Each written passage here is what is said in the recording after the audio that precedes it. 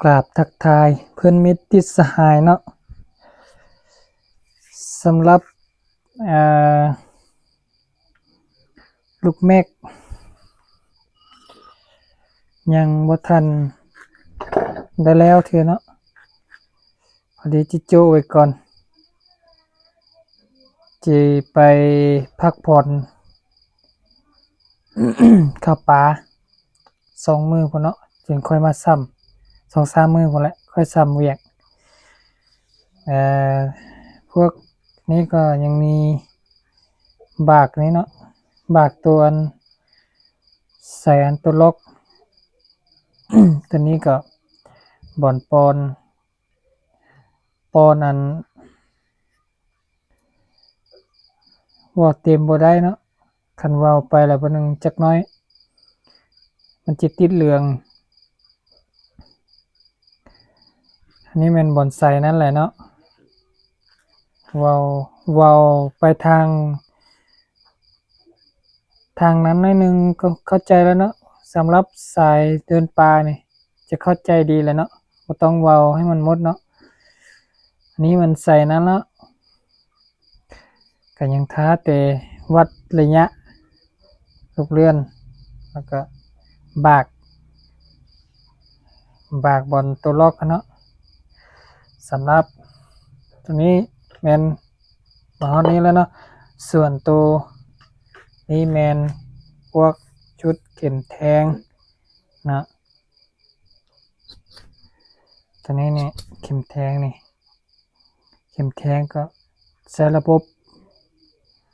อ่าระบบหันได้เนาะ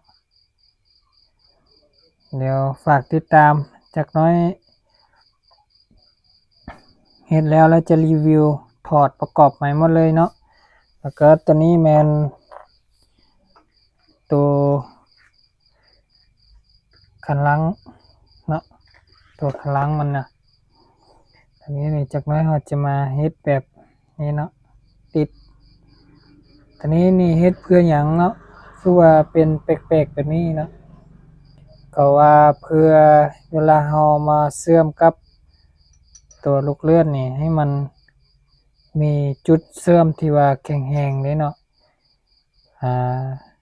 พวกอุปกรณ์หาอยู่หากินนี่จุดสำคัญแหละมันตัวนี้แหละล็อกอยู่บ่อยู่นี่มันตัวนี้แหละเพราะฉะนั้นเราต้องเอาให้มันชัวร์ๆเนาะจอดให้มันติดแบบแน่นหนาเลยนะตัวนี้ก็เฮ็ดแบบลงเงิน YouTube มันคลิปเป็นสั้นๆเนาะ YouTube Short นะลงให้เบิ่งแล้วเนาะแต่สำนี้เนาะเดี๋ยวทาแล้วอีกบัดนึงนี่จะคัดกระดาษทรายคัดเนาะคัดให้มันเลื่อมๆแล้วก็ยังมีตัวท้ายนี่เนาะ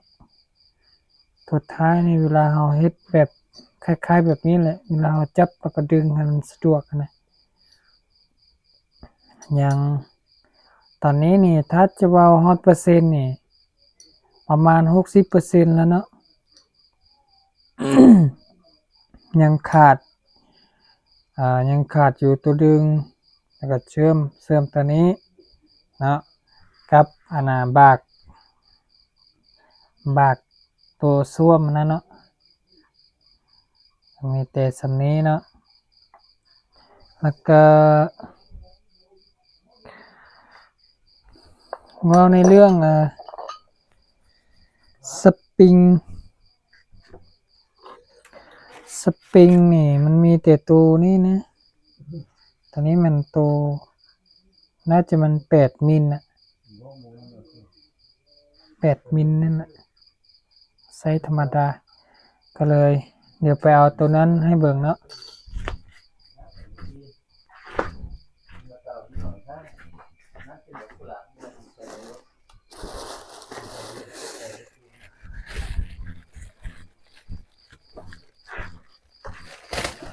ตัวนี้นี่สั่งหากับไปเอามานี่สั่งน้ำอ้ายผู้นึงตัวนี้นี่ตัว9 มิลนี่แข็งๆเลยนี่นะ แต่แล้วสั่งมา9 มิลอยู่ แต่ว่ามันหมด ความแตกต่างของมันนี่หลายได้เนาะตัวนี้นี่น้อยบ่อยากแข็งปานใดแต่ตัวนี้นี่โอ้สุดยอดบ่ใดบัดนั้นเนาะโตที่เฮ็ดสำหรับ FC ที่ว่าสั่งนำข้าพเจ้าไปก่อนนะมันก็บางเทื่อมันก็อาจจะบ่อยากนั่นเนาะบ่อยากแตก แต่ตอนนั้นนี่เพราะว่าเราบ่มีเวลานี่เราบ่มีเวลาเทสให้นี่ตัวนี้นี่แม่นเราต้องเทสก่อนส่งเนาะเทสก่อนส่งทุกอันแหละอย่างนี้ไปนี่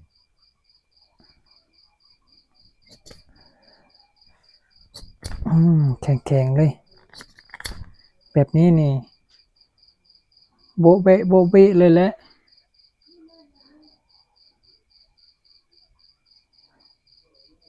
ประมาณนี้เนาะขอบอกขอบใจที่เข้ามารับชม